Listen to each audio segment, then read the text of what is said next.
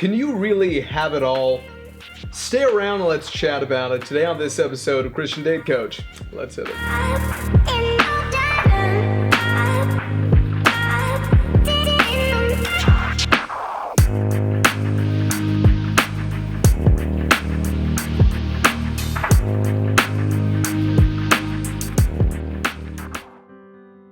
What's up, everybody? My name is Dr. Phoenix Singh. Thank you so much for joining me here today for this episode of Christian Date Coach. As always, it is such a pleasure to be able to have you here today with me. If you do like this video and you want to see more like it, please do make sure to subscribe to our channel and hit that bell so you get notifications every time we post new original content. Be sure to share this video with your friends who you think may be interested, as well as with your congregation. And at the end of the video, I'll be sure to give you some contact details for me if you're interested in one-on-one coaching, or if you'd like me to come and speak at your place of worship. It would be a real blessing to do that for you. So okay, let's go ahead and jump right in. Had a friend of mine, female friend of mine, at a small group that I go to. I go to a couple of small groups per week. I really enjoy that. Just the fellowship time, the worship and these things. I have a great time. And so what happened was that she's been having a rough time because she recently had a breakup, right, with a guy that she's been dating for maybe about a month and a half. So it wasn't too long, but it was the first time she had dated somebody in a while. So I understand where she's coming from on that, right? I can sympathize. So it's a situation for her where she really prioritized, career and these sorts of things over family throughout her 20s. Now she's just recently turned 30, and now she is in a state of kind of scrambling in terms of saying, oh my goodness, I know that I want the family, and now saying, where's the guy? Where's the guy? And is trying everything, is trying online dating and this kind of stuff. And during our conversation yesterday, it was a real blessing to me that she was sharing these things with me. And I asked for her permission whether or not I could kind of tell a little bit about her story today with y'all. And she was very, very gracious in saying yes. And essentially, the question that she had, which is a question I think everyone struggles with, is, have I done something wrong? Can I have it all? Is it possible for me to have it all? Which in this context is, can I have the education, the job and career, and also, the love and the family, right? So a partner in the family. In my opinion, right, and this is trust me on this one, we could be here for like 5 days talking about this. But in my opinion, I do believe that you can have it all, but I do not believe you can have it all at the same time. Throughout my life, there have been a lot of ups and downs. I've had a very odd 33 years on this earth at the time of filming this thing. I've got 2 doctorates from 2 different countries. I've lived on 3 continents in 6 different countries. I've written 5 books. I've done the weirdest. I've spoken at every Ivy League university. I've done the weirdest things, right? But for me, in my opinion, the only way that I've been able to do it kind of as quickly as I've been able to and as effectively as I've been able to is essentially to be able to put that as my number one priority, right? There is a small subset of people, and I can't tell you that it's a good thing, right, who are willing to push work far and above absolutely everything else in their lives, above romantic relationships, above social relationships, and these sorts of things. I find that people like that, we tend to be like taxi cabs. The lights off because we're doing other stuff, and then for one reason or another, at some point, light comes on, we're ready to go, right? I kind of feel that way myself, I suppose, these days.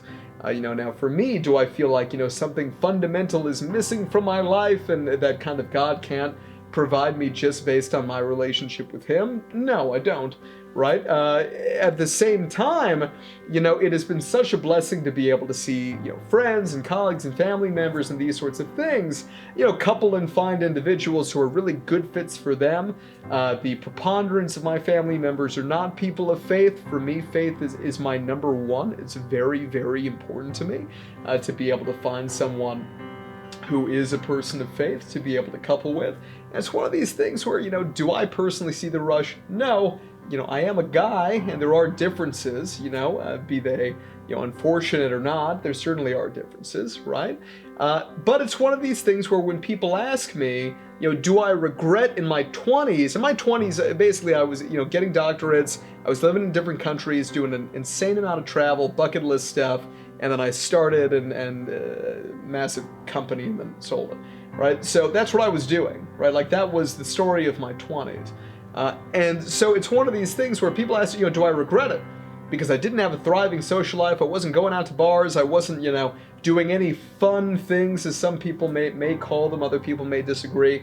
Do I regret that? And the answer is no, right? It was a trade, right? You have to understand that everything in life is a trade, right? You have to sacrifice certain things for other things, right? Like, for example, making these videos for you, I could be doing a lot of other things, but this is what I'm passionate about.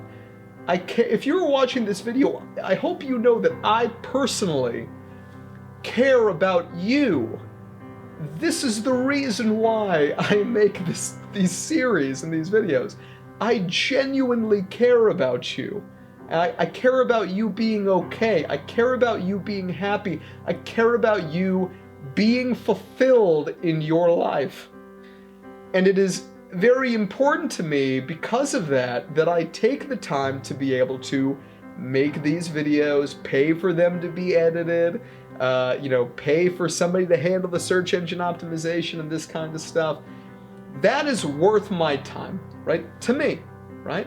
Now, the same time I could be spending on other things. Other people would rather spend it on other things.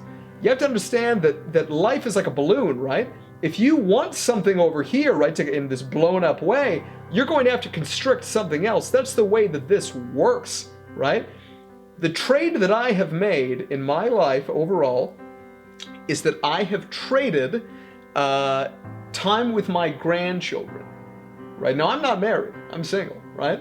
I am trading time with my grandchildren in order to focus on things in my career that I get tremendous joy. The amount of joy I get from doing this with you guys is gigantic for me, and it's sustainable joy, right? And I mean, I hope it's a blessing to you. I can tell you that you guys just watching this video is a blessing to me.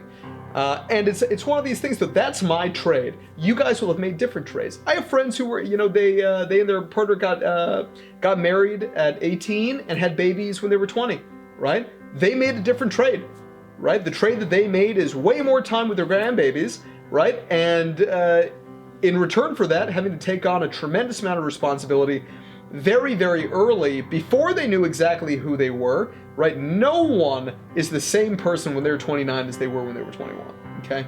There's so much growth. I had a good friend of mine, I'm a psychologist, right? He's a fellow psychologist. She lives in Zurich. And she told me, and she's in her 80s now, and she said, in the 60 years I've been doing this, she said, the worst decade of your life is your 20s. And she said, when I say worst, I mean the most tumultuous, up in the air. You don't know who you are. You don't know what you stand for. You're uncomfortable. You're trying to figure the love thing out, trying to figure the career thing out. You don't have the education. You don't have the skill sets. The stability is not there. Oh my God. She's like, and I've seen it in hundreds and hundreds and hundreds of clients, right? And this, I mean, for me, when she told me this, I think I was like 24. So I was like right in the middle of the whole thing, right? And I did understand what she was talking about. Now, looking back on my 20s, I definitely understand. I do agree with her, right? But it's one of these things, I mean, your 20s are meant to set you up, right? More than anything else, in my opinion. I can speak of that as a guy, if nothing else, right? But it's a trade. You have to sacrifice some things. You're not going to get everything you want necessarily, right? In the order that you want it. Right, you cannot be like the little girl, and I don't know if you guys remember the movie, Willy Wonka, the Chocolate Factory, right? Let me tell you, you don't want to be that one girl with the rich parents, right? She wants that. There's a goose that lays a golden egg, and she's like, I want it now, I want it now. You are setting yourself up for a terrible life. Okay, you can't have it all right now. You can't have it all at the same time. You have to prioritize. We have a finite amount of time on this earth, and you have a finite amount of time in the day, in a week, in a year. What are you going to spend it on? What are you going to prioritize?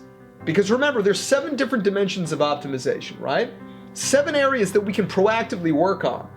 Okay, this is your physical health, your mental health, your spiritual health, your educational and occupational health, which includes finances, and 3 kinds of social health.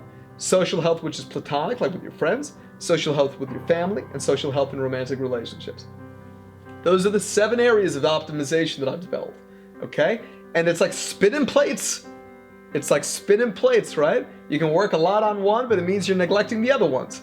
Okay, you can try to spin them all at the same time and you're never going to get further, right, quite far in any of them. Okay? It is such a challenge. We always have to be active at the boundary, active on each of these different plates in different proportions and shifting constantly. Life is stressful. This is not some easy thing, and nothing is just going to be given to us. We have to proactively get out there and get it. There's some meme which is funny, which is like, what is it? God bless all the Christians sitting at home expecting their perfect partner to just come knocking on the door. That's not how this works. Right, and I have another video or whatever that I'll link about really the 4 key things that you guys need in terms of to be able to find, you know, like the relationship of your dreams, right? And it's in addition to optimization of things like opportunity, and there's other things. I won't spoil that video for you, but I'll link it for you, okay, in a card.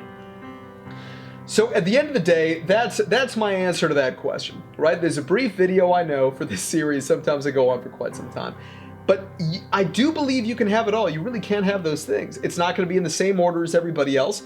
You're going to go nuts if you end up spending all this time on social media, which is just terrible, right? Spend all this time on social media comparing yourself to everybody else, saying, well, everybody else is a partner, why don't I? Or everybody else seems to be in a happy relationship, I'm in a happy relationship, but all the fire's gone, right? I've been married for 5 years and all of a sudden I don't want to sleep with my spouse anymore. I've been married for 5 years and all of a sudden I feel lonely, right?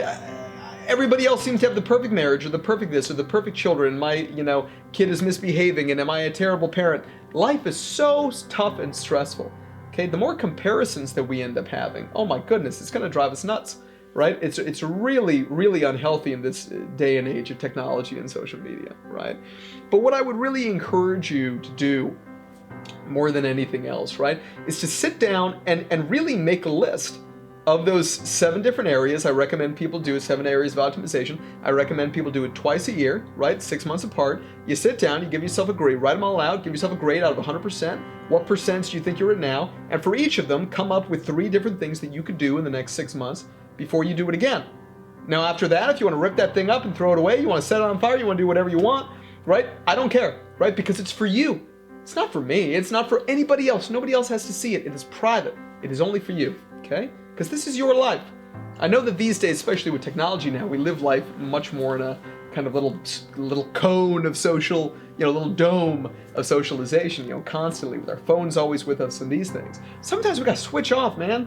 We just got to switch off and really tap into God instead, right? God's the one who's giving us all the blessings that we have in our life anyway, right? And we need to be very actively praying on where we are in life and what God wants from us and what areas of those 7 areas does He have opportunities for us. We have to be the ones to go and take advantage of the opportunity. God's not going to come down with some big hand and push things into our path, okay? Now, do I believe that God could do that? Yeah, sure, of course. Right? Is He going to? Exceptionally unlikely. Happens sometimes, called miracle, right? But it's very unlikely. We need to be the bike reflectors of God. And what I mean by that is that we don't generate our own light, we reflect God's light. But we can't do that if we're not tapping into Him and understanding the priorities that He has for our lives at this given time. He cares about your life. He cares about where you are right now in your journey with Him and in your journey just on this little floating sphere that we call Earth. Okay? Take the time. Tap into Him. Don't forget what God says to us in Exodus, right? Be still and I will fight for you. Okay? Such a hard time being still these days. But I promise you that God honors it if you take the time to spend with Him. Okay? So, that's the end of my little rant for today, guys. I appreciate you joining me. You know, prayers for my friend, regardless of when you're watching this relative to when I'm filming it. Always good to pray, right? So prayers for her and her happiness and her future. But thank you so much for joining me. As always, appreciate your time. Such a blessing. Be sure if you enjoyed this video to like it, comment below. It's a huge blessing for me just to hear about where you guys are in your walk, especially if you enjoyed the video. Helps us out a ton if you subscribe, leave a positive comment, really kind of drives the channel forward in the YouTube algorithm. As always, if you're interested in one-on-one coaching or group-based coaching, it would be a pleasure to speak with you. We can set something up. Or if you're interested in having me come and speak with your congregation, it would be a blessing to do that for you as well. You can go ahead and contact me via the website below and we can chat about it. But in the meanwhile, guys, get out there, take chances, right? And be your best self with God's help. And in the meanwhile, see you in the next one.